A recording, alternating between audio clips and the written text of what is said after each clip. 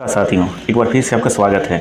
देख पा रहे हैं अभी जो यहाँ पर झारखंड सहायक आचार्य भर्ती की जो प्रक्रिया चल रही है, जो डॉक्यूमेंट्स वेरिफिकेशन का जो प्रक्रिया चल रहा है यहाँ पर, तो उसमें से काफ़ी सारी खामियां यहाँ पर देखने को मिल रही है। बहुत सारे कंप्लेंट्स आपको देखने को मिल रहा है अलग अलग खेमे से, क्योंकि यहाँ पर साफ साफ लिख दिया गया है कि 1 ईयर बीएड इसके लिए चाहिए होगा। तो 1 ईयर बीएड तब तो ठीक है, क्योंकि 2016 लास्ट जो आपका परीक्षा हुआ था यहाँ पर, झारखंड पात्रता परीक्षा यानी जेटेट की परीक्षा हुई थी, वो हुई थी 2016 को। और 2016 से एक साल जस्ट पहले ही 2015 से ही बीएड का जो कोर्स का जो टेन्योर होता है यानी टाइम पीरियड होता है, वो 2 साल कर दिया गया था। यानी 2015 तक, यानी कह सकते हैं कि 2014-15 तक का जो सेशन था वो 1 साल का था। और 2015 से जैसे ही जो बीएड करने जितने भी कैंडिडेट ने बीएड किया, वो 15 से 17 यानी दो वर्षीय बीएड कोर्स उसमें बदल गया वो। लेकिन यहाँ पर रिक्वायरमेंट क्या हो रही है, 1 साल की हो रही है। तो जिस वजह से उस दौरान जितने भी बच्चों ने, भले ही 2016 का उन्होंने टेट परीक्षा दिया था, भले ही उन्होंने 2015 का एडमिशन यानी बीएड का कोर्स करके वो एडमिशन ऑलरेडी ले चुके थे, लेकिन उस वक्त वो एपियरिंग के तौर पर उनको जाना जा रहा है का जो 1 वर्षीय बीएड कोर्स है वही मान्य है, 2 वर्षीय मान्य नहीं है। तो इसलिए बहुत सारे कैंडिडेट्स का यहाँ पर शिकायत आ रहा है कि वो एपियरिंग के तौर पर वहाँ पर भरा गया था, फिर उनको बाहर निकाल दिया गया है और वहाँ पर सीधे सीधे उनके डीवी में जो नोटिस थमा दिया जा रहा है, उस नोटिस में क्या दिया जा रहा है, तो उसमें जो रिमार्क्स है वो सीधे सीधे कह रहा है कि इसका बीएड जो डिग्री है उनको 1 साल का बीएड, 1 वर्षीय बीएड कोर्स लाने बोला जा रहा है। अब वो बंदा कैसे लेके आएंगे, क्योंकि वो 2 वर्षीय बीएड का कोर्स कर चुके हैं, 1 वर्षीय बीएड का कोर्स कहाँ से लेके आएंगे? अगर आप कितना भी समय दे दीजिए, क्यों कैसे लेके आएंगे? तो ये पॉसिबल नहीं है। तो ये सीधे सीधे चिंता करने वाली बात है उन लोगों के लिए, और बहुत बड़ी चिंता की बात विषय है ये, क्योंकि वो सीधे सीधे यहाँ पर निकल जा रहे हैं। कुछ अग्रणी जो लीडर हुआ करते हैं, तो वो लोग भी इसमें शामिल थे और उनको भी इसकी चपेट में आ गए हैं। तो ऑब्वियसली यहाँ पर चिंता का विषय तो है, लेकिन साथ साथ ये एपियरिंग का मैटर होने के बाद जो मैटर आ रहा है, और वो है नॉर्मलाइजेशन वाला मैटर। ये भी बहुत बड़ी जोर शोर से इसकी भी मुद्दा आपको उठाया जा रहा है। इनका आरोप है कि नॉर्मलाइजेशन में बहुत ज़्यादा घटते हुए नंबर तो नहीं देखा जाता। हाँ, ये भी सही है कि नॉर्मलाइजेशन में भले आपका मार्क्स बहुत ज़्यादा बढ़ जाता है, 15, 20, 25 भी बढ़ जाता है, ज़्यादातर वो ग्रुप डी में देखा जाता है, मतलब रेलवे का ये में देखा जाता है, लेकिन किसी का मार्क्स बहुत ज़्यादा घट नहीं जाता। 20-25 नंबर कभी घटते हुए नहीं देखा गया है, 2-4 नंबर घटता है तो घटता है मोस्टली। तो इस तरह से उनका आरोप है। ये आरोप कहाँ तक सही है, क्या नहीं सही है, लेकिन हाँ, इसको लेकर भी काफ़ी सारे बच्चों में एक मायूसी छा गई है, और इस वजह से भी उनका मतलब वो लोग चिंतित है, और उसके लिए भी वो लोग मतलब अपनी कानूनी लड़ाई लड़ने के लिए तैयार हैं। जहाँ तक बीएड वाला था वो तो है ही है, और इसके साथ साथ बहुत बड़ा जो मैटर है वो है आपका रिजर्वेशन वाला मैटर। रिजर्वेशन वाला जो मैटर है, वहाँ पर जो 5% का जो रिलैक्सेशन होता है, ये तो मुद्दा श्योर है कि ये अगर कोर्ट में चली जाती है तो ये तो पूरी तरह से इस प्रक्रिया को हिला के रख देंगे, इतना तो तय है, क्योंकि रिजर्वेशन के साथ कोई छेड़छाड़ नहीं कर सकता यहाँ पर। और जहाँ तक कहा जा रहा है कि 5% का जो रिलैक्सेशन के साथ उनकी नियुक्ति होनी है, लेकिन ये हो नहीं रही। ये केस अगर जाती है तो पूरी तरह से यहाँ पर बहुत सारा मतलब, और अगर केस जाती है और इसको अगर सुना जाता है, इस पर अगर मतलब सुनवाई होती है, किसी तरह एक डेट अगर ये मिल जाता है नियुक्ति पत्र बंटने से पहले, तो ये पूरी तरह से इस नियुक्ति में एक अच्छा खासा मोड़ ला देगा, ये तो मानना पड़ेगा।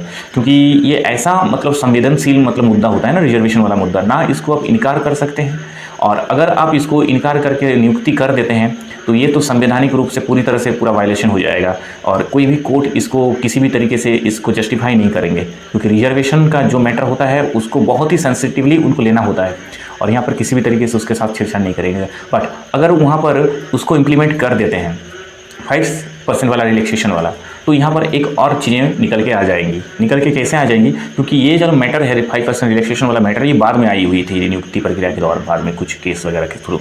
तो अगर इसको इम्प्लीमेंट कर देते हैं तो वही वाला जजमेंट वाला मैटर आ जाएगा कि सुप्रीम कोर्ट ने कहा है कि इस डेट के बाद जितनी भी चीज़ें मतलब बदली चीज़ें करी गई है, वो चीज़ें मान्य नहीं करी जाएगी। मतलब जब एक बार गेम स्टार्ट हो जाती है तो उसके बाद चीज़ें मतलब उसके साथ छेड़छाड़ नहीं कर सकता नियमों में, क्योंकि ये भी एक नियम में आता है। तो यहाँ पर कोर्ट किस तरह से अपना स्टैंड रखती है, ये भी देखने वाली बात होगी। अगर वो स्टैंड इस तरह से रखती है तो फिर सीटेट वाला मुद्दा आ जाएगा, सीटेट वाले लड़के फिर छोड़ेंगे नहीं, फिर वो भी तो आ जाएंगे आगे कि कहेंगे कि किस तरह से आप बाद वाला जो भी जस्टिफिकेशन है उसको आप इम्प्लीमेंट कर रहे हैं, तो फिर सीटेट कैसे अलाउ बाहर आ गया।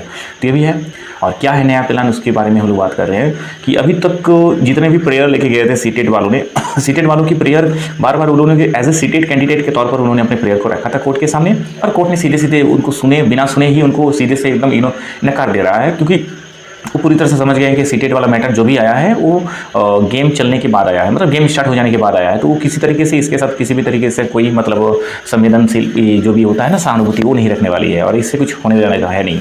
हाँ, लेकिन यहाँ पर कुछ लड़कों के द्वारा या फिर कुछ विद्यार्थियों के द्वारा इस अप्रोच के साथ जाने की प्लानिंग हो रही है कि यहाँ पर वो जेटेट के इंतज़ार में है काफ़ी लंबे समय से, और जेटेट के इंतज़ार में है और जेटेट उसको बैठने को मिला नहीं, यानी सरकार ने उसको जेटेट परीक्षा मुहैया कराया ही नहीं है, यानी उसको अवसर ही नहीं दिया है। और सीधे 8 साल के बाद एक बहाली लेके आती है जिसमें सीधे सीधे कह दिया जाता है कि 2016 तक के जितने भी जेटेट हैं उनका ही इसमें नियुक्ति होगा। और ये बहाली आती है 7 साल 8 साल के बाद 23 में। लेकिन इस दौरान जितने भी बच्चों ने आपका जेटेट की तैयारी के लिए लगे हुए थे, यानी वो पूरी तरह से देखा जाए कि जेटेट के माध्यम से ही वो अंदर जाना चाहते हैं, मतलब इस तरह का अप्रोच यहाँ पर दिखाना चाह रहे हैं कि वो सीटेट के माध्यम से नहीं जाना चाहते, मतलब जेटेट के माध्यम से जाना चाहते हैं। और ये अगर बात है ना, ये जेटेट वाला बात कि कोई भी कैंडिडेट अगर 7 साल से जेटेट के इंतजार में है और सरकार बिना जेटेट लिए किसी बहाली को पूर्ण करती है तो ये भी असंवैधानिक है, क्योंकि इसमें भी अवसर का हनन हो रहा है। क्योंकि आप अवसर की जो समानता होती है ना वो नहीं दे रहे हैं आप। कैसे? क्योंकि यहाँ पर एक बंदा 7 साल से इंतजार में है, वो जेटेट के माध्यम से जो भी आपने क्राइटेरिया रखी है उस क्राइटेरिया के थ्रू ही वो जाना चाह रहे हैं, लेकिन आप उसको वो अवसर ही नहीं दे रहे हैं। लेकिन उसमें तो उसका गलती नहीं है ना, आपने कंडक्ट नहीं कराया जेटेट, क्या वजह था क्या नहीं वजह था। हालांकि हर साल जेटेट कराने की प्रावधान है एनसीटी की गाइडलाइंस के द्वारा, लेकिन आपने उसको नहीं माना।